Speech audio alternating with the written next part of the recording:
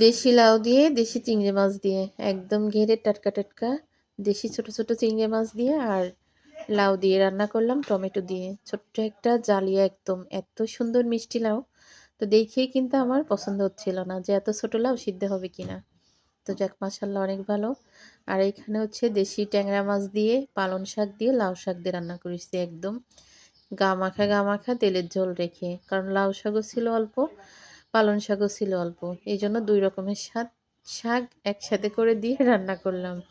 আর এইখানে হচ্ছে নতুন আলু ভর্তা করলাম ঘি দিয়ে, শুকনা মরিচ ভাজি আর হচ্ছে কাঁচা মরিচ ভাজি করে, পেঁয়াজ ভাজি করে, ঘি দিয়ে অনেক মজা করে আলু ভর্তা করলাম।